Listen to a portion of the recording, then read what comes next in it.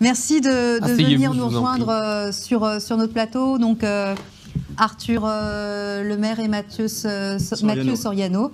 Merci d'être ici sur notre plateau. Donc, vous allez nous parler un peu de votre start-up L'Arbre Solaire. Ah, c'est beau ça. First of all, we are beginning with you in English. Yeah, in English. Please. So, Mathieu. Let's pitch it. Yeah, so nowadays we are facing an exponential growth of solar installation. And you who are watching us, have you ever used solar energy? What about when your cell phone or your electric bikes runs out of battery? Have you ever found an ecological charging point? Our company, Helios, is specialized in solar system and innovation.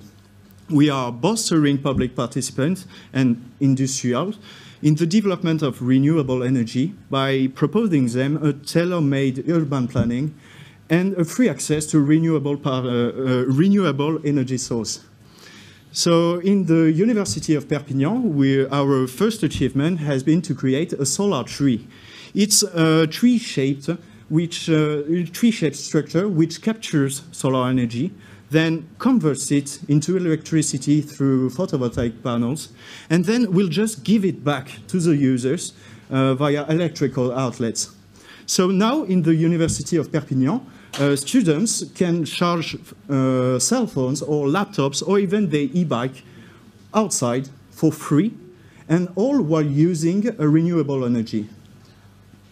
So in addition to distributing this energy, through benches and tables, the urban planning surrounding the solar tree makes it a relaxing and pleasant meeting place. We indeed arrange a tailor-made layout for each customers, and they can digitalize the structure by adding some options like a Wi-Fi or CCTV or even a weather station if they want. So seeing the success of our first project, we want to propose it to other participants, but also to help them to create their own urban design, always made to measure, only for them. Furthermore, to face coronavirus issues, we diversified our activities with different service offerings. Helios is now a design engineering office specialized in photovoltaic energy. Thus, we make opportunities and feasibility studies for industrials as well as public participants to help them to estimate before any works the economic and social needs that the project will need. Finally, we also assist our clients to help them to find their own renewable power source, whether they are industrials or private individuals. Okay, so we saw your first solar tree on the screen. How does it cost?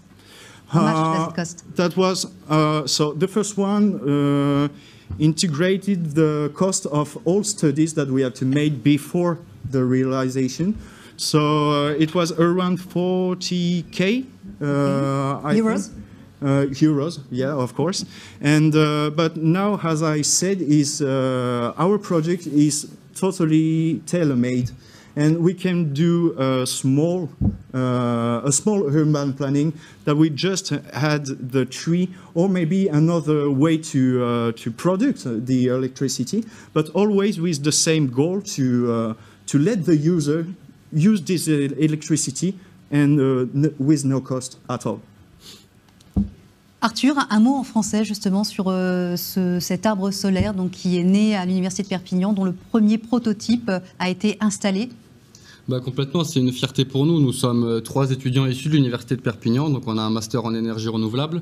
Parallèlement à nos études, nous avons travaillé du coup sur ce projet qui a parfaitement coïncidé à la fin de nos études puisque nous avons implanté l'arbre à la veille de la soutenance du stage.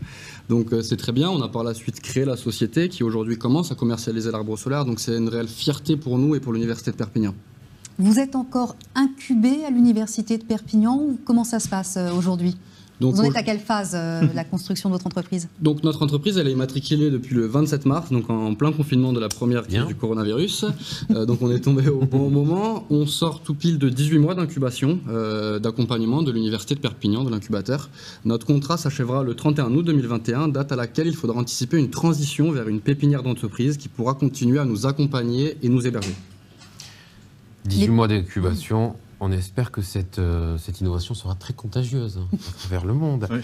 C'est tout le mal qu'on se souhaite. Je vais être très terre à terre, hein, très pragmatique. Il n'y a pas de soleil, qu'est-ce qui se passe? Il y a des batteries dedans? Alors, les batteries, non, parce que c'est un poids écologique qui est vraiment désastreux, on va dire. Ça n'a pas les mêmes durées de vie, ce qui fait que dans une installation, quand on va la faire durer 25 ans, c'est la durée de vie d'un panneau photovoltaïque à peu près, en fait, les batteries, on va les changer plusieurs fois pendant la durée de vie de l'installation. Et en plus de ça, les batteries, ça a un coût, que ce soit financier ou écologique, qui est désastreux, on va se le dire. Donc nous, on a choisi une solution pour l'Université de Perpignan, on en propose deux.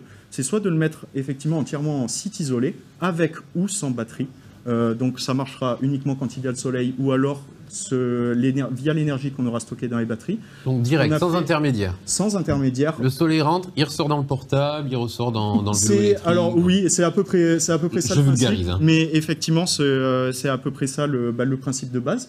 Ce qu'on a choisi pour l'Université de Perpignan, parce que même si on a une très bonne ressource solaire, on a quand même besoin d'avoir une utilité, du moins le service présent à tout moment.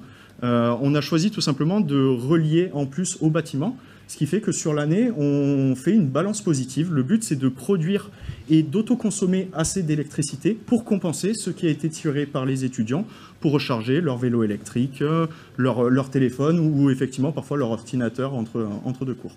Pour rebondir sur ce que dit Mathieu, ça a également un double avantage d'être raccordé au réseau. Le premier, c'est quand il n'y a pas de soleil, du coup, on va puiser cette énergie du réseau, donc les prises sont toujours alimentées. Et donc même la nuit, on pourra par exemple mettre de l'éclairage nocturne. Et l'autre avantage, c'est dans la journée, par exemple en ce moment, l'arbre, il produit, mais il n'y a pas d'étudiants à l'université. Donc cette énergie, elle n'est pas perdue. Elle est directement réinjectée dans le réseau et donc consommée par les bâtiments de l'université.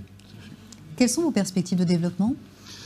Il y en a plusieurs. Comme on disait, déjà, c'est sortir en pépinière au 31 août 2021. L'année 2021, si la crise sanitaire le permet, c'est vraiment l'année de décollage pour la société Helios. En effet, on a plusieurs pistes chaudes qui devraient se concrétiser dans les prochaines semaines. Si on regarde à l'horizon un peu plus lointain, en 2022, on espère également recruter. Aujourd'hui, nous sommes 4, donc nous avons quand même créé déjà 4 emplois dans notre société, mais nous avons à cœur de créer de la valeur sur le territoire des Pyrénées-Orientales en recrutant notamment un commercial et potentiellement un technicien en énergie solaire. Quel est le prochain client ? Alors, on ne peut pas trop en parler, mais... Bon, alors quel est le prochain client rêvé ? Le prochain client rêvé, ce serait, je dirais, une grande ville sur laquelle on pourrait faire plusieurs installations en simultané. Nous, on s'en est rendu compte sur la première qu'on a fait à l'université. Il y a quand même un boost au niveau de la fréquentation qui est inimaginable. On est passé d'un endroit qui était un endroit de passage, sans vie, entre deux amphithéâtres. Un endroit ludique. Alors, je dirais pas ludique, mais vivant en tout cas. On a beaucoup de monde, du moins dans la période où on n'était pas confiné. On a pu observer énormément de monde qui venait déjà prendre son déjeuner, mais aussi recharger son vélo électrique en venant le matin avant d'entrer en cours. Donc la puissance de sortie est suffisante pour recharger même un vélo électrique. Alors, comme on l'a dit sur l'université, on a un cas qui est un peu biaisé parce qu'on est relié au réseau. C'est-à-dire qu'on peut tirer exactement, tout à fait la puissance que l'on veut. C'est comme si on était à l'intérieur du bâtiment. Et les prises électriques sont d'ailleurs aux caractéristiques du réseau pour qu'elles puissent être utilisées pour n'importe quel type d'appareil. Concrètement, dans une métropole, en totale autonomie, cet arbre me permet de faire quoi en tant qu'utilisateur ? En totale autonomie, nous, on avait calculé, donc c'était 4 vélos électriques, de mémoire, une dizaine d'ordinateurs et une cinquantaine de téléphones. Alors après, on ne fournit pas assez de prises pour arriver sur ces puissances, mais c'était pour prendre en compte qu'effectivement, un jour, on aura 6 vélos électriques sur un vélo électrique sur chaque prise, et il faut quand même que ça puisse tenir, bien entendu. C'est un outil seulement, ou alors ça permet aussi de faire en sorte que les gens se rencontrent, que les gens se rassemblent ? Très bonne question. Donc, outre le fait de donner un accès à de l'énergie électrique d'origine renouvelable en extérieur, on a vraiment à cœur de créer un lieu de vie convivial et agréable à fréquenter afin de redynamiser des espaces potentiellement délaissés. Des apéros Helios, par exemple. Complètement, par exemple. On a petit apéro pendant qu'on recharge son portable. Tout récemment, on a machine à glaçons. On pourrait brancher une petite machine à glaçons pour les apéros l'été. On pourrait brancher la machine à glaçons. Récemment, en septembre, quand on n'était pas encore confiné, on a d'ailleurs animé un débat sous l'arbre solaire sur la transition énergétique, animé avec Xavier Py, qui était à l'époque encore le président de l'Université de Perpignan. Et c'était vraiment un réel bon moment de partage avec les étudiants. De quoi vous avez besoin aujourd'hui pour vous développer? Est-ce que vous avez besoin de quelque chose de plus?